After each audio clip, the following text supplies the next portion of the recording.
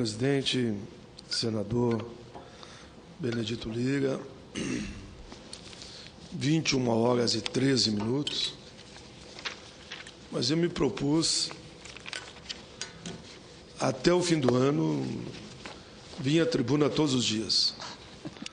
Ou eu falo no início da sessão, falo à tarde, ou falo 9, 10, 11 horas da noite, se necessário.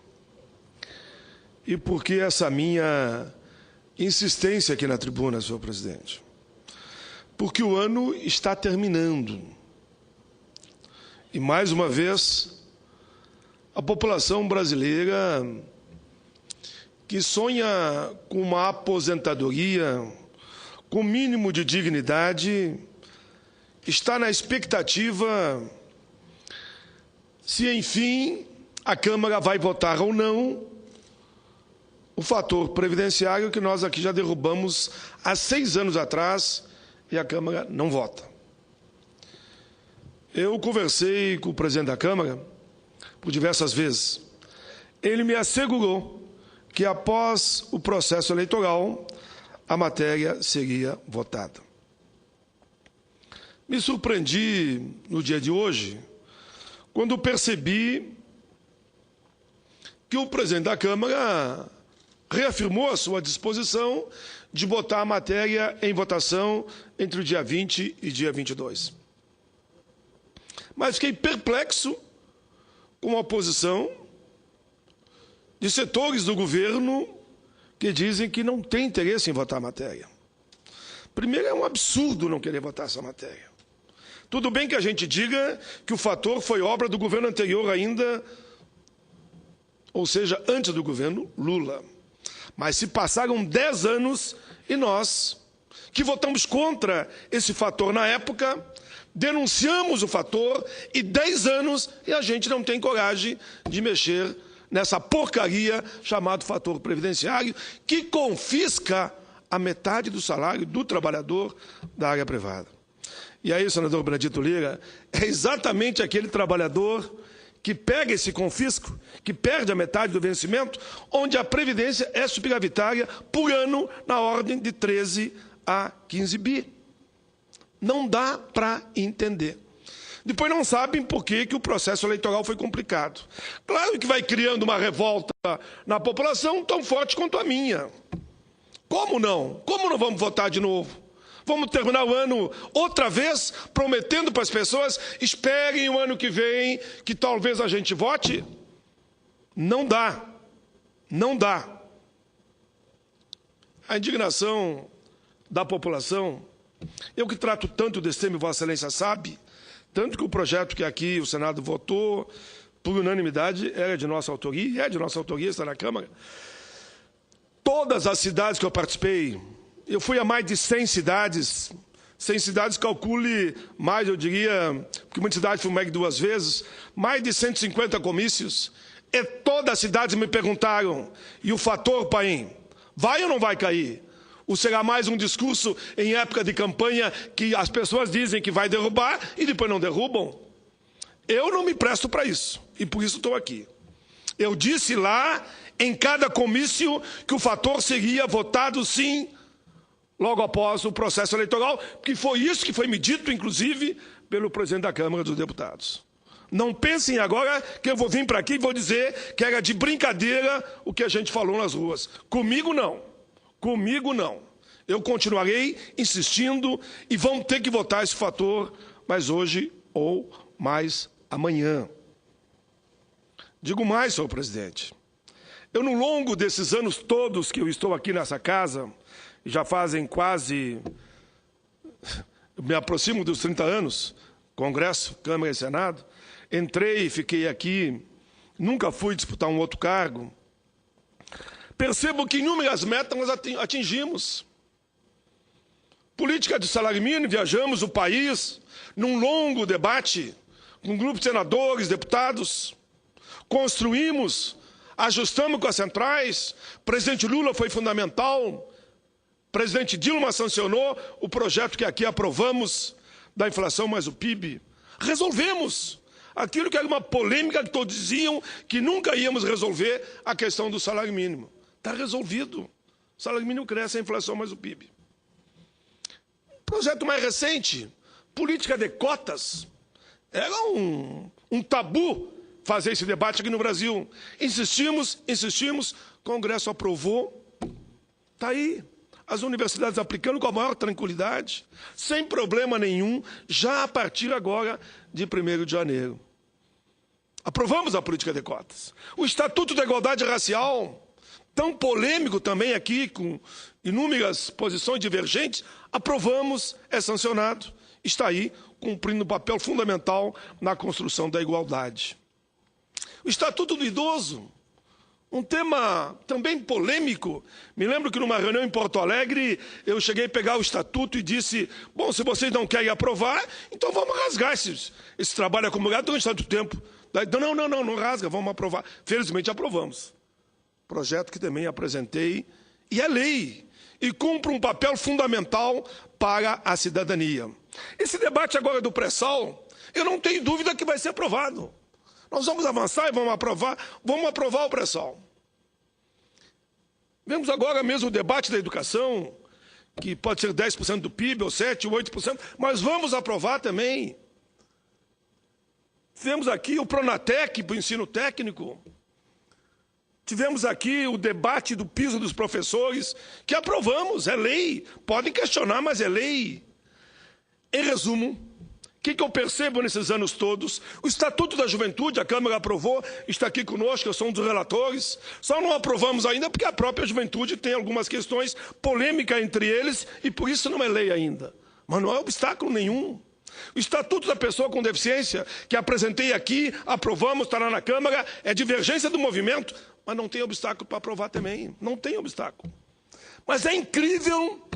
Estatuto da Criança e Adolescente, que construímos todos nós juntos, é lei. Mas quando chega a vez dos homens e mulheres de cabelos brancos, daí parece que o mundo vai cair se você aprovar uma política que garanta um reajuste mínimo aí de 3%, 2%, 5%, que seria o PIB, a gente nem mais fala em PIB, e que fosse então o crescimento da massa salarial do país. Ah, não pode, que vai quebrar o país. Bobagem, mentem quando digo isso, hein? Quando dizem isso. O que tem contra os idosos? Alguma coisa tem que ter.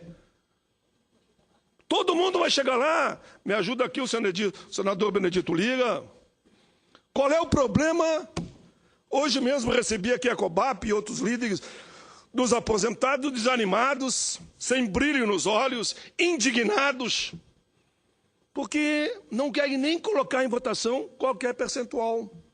Isto é discriminação com os idosos. Isso é discriminação. É impossível que todos tenham direito a qualquer tipo de reajuste, agora idosos não têm. E quem são esses idosos que eu falo? Não estou falando de loas nem de benefício assistencial. Estou falando de homens e mulheres que trabalharam durante toda a sua vida, contribuíram para essa previdência superavitária, que é o trabalhador da área urbana, e não tem direito a um centavo de reajuste, nem vinculado ao mínimo, nem à massa salarial, e nem sequer à categoria de origem.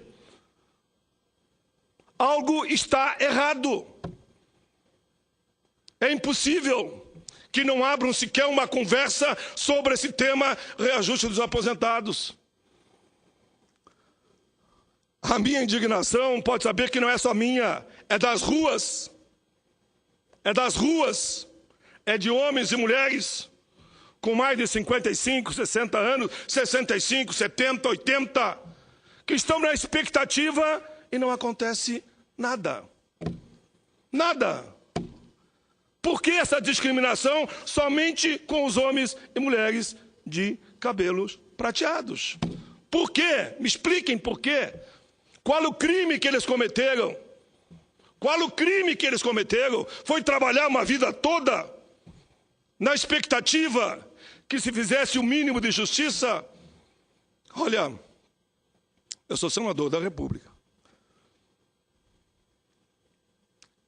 Eu aqui, embora de cabelos brancos, temos um salário decente, não dá para negar. Mas se eu me botasse Lá na fábrica onde eu estava, eu nunca esqueço as minhas raízes, da onde eu vim, o que eu faço e por que eu estou aqui. Os meus amigos lá da fábrica, que estão com 60 anos, 55, 62, 70, dizem, pô, pai, nós acreditamos tanto nesse governo, que você faz parte, e veja bem como é que está hoje o nosso salário. Eu não tenho o que responder para eles, a não ser aqui da tribuna, demonstrando a minha indignação, que é a indignação das ruas, e essa indignação vai crescer. Não pense que não vai, porque vai. Nos países mais avançados, quem quer se eleger presidente da República, governador, senador, deputado ou vereador, tem que ter política para os idosos. A tendência é aumentar o número de anos-vida da população, eu diria, inclusive mundial. Só que outros perceberam isso. E aqui no Brasil me parece que não. Simplesmente, idoso. Olha, eu soube de uma reunião de ex-ministros que teve um ministro que chegou a dizer isso. Fiquei muito chateado. Idoso tem mesmo que morrer, temos que pensar somente nas crianças. Eu fico naquela frase antiga e conhecida, pobre do país que não olha para as suas crianças e também para os idosos. Pobre desse país. Por isso, senador Benedito Lira, o Congresso dos Aposentados e Pensionistas será na Bahia, agora em novembro. Eu acredito que de lá sairão propostas de mobilização, algum tipo de reação. Reação vai ter que ter, porque não dá. Eu sei que idoso aposentado não pode fazer greve, que greve vai poder fazer? O que resta a eles?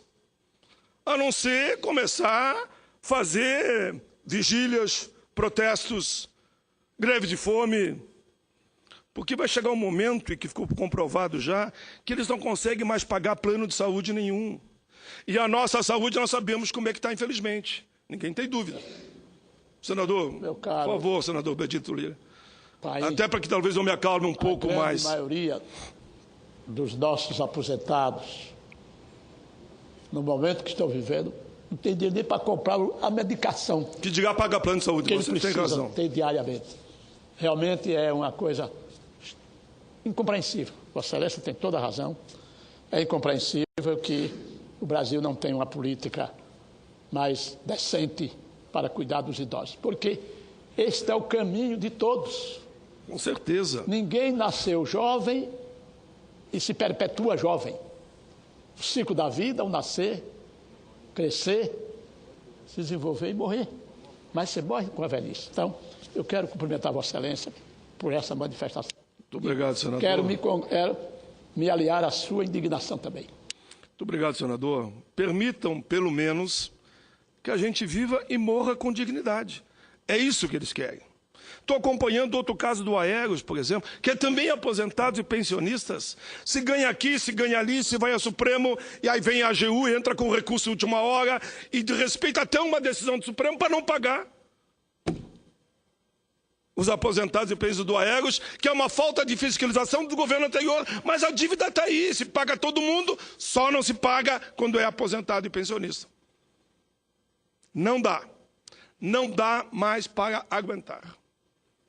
Por isso que eu, nessa minha demonstração de indignação aqui na tribuna, eu faço mais um apelo aos governantes desse país. Por favor, sentem. E os aposentados estão dispostos a sentar, a negociar. E por isso que algumas categorias fazem greve ao extremo, não sabe por quê. Se os aposentados tivessem o direito de fazer greve, com certeza estavam sentando, estavam negociando. Mas como sabem, o aposentado não tem dinheiro para o ônibus, não tem dinheiro para o remédio. Mal e mal recebe para poder se alimentar. Então é fácil. Desculpa a expressão, mas até uma posição minha de covardia. Que é um desrespeito aos homens e mulheres que já estão com fragilidade física. Que não podem fazer grandes movimentos, E eles me dizem, mas Paim, você acha que nas minhas condições, com remédio para pressão, para diabetes, e aí vai, não vou listar aqui todas as doenças que são natural, de artrite, eu ainda vou poder fazer grandes passeatas, como tu propõe, os grandes movimentos? Eu digo, não, eu entendo. Mas eu aprendi ao longo da minha vida que sem pressão não se leva. Sem pressão, sem mobilização, não cedem. Aquela frase antiga, né? Quem não chora não mama. Ou seja, a criança nos ensina já que quando ela chora, algum motivo tem. Por isso, senhor presidente, eu vou terminar a minha fala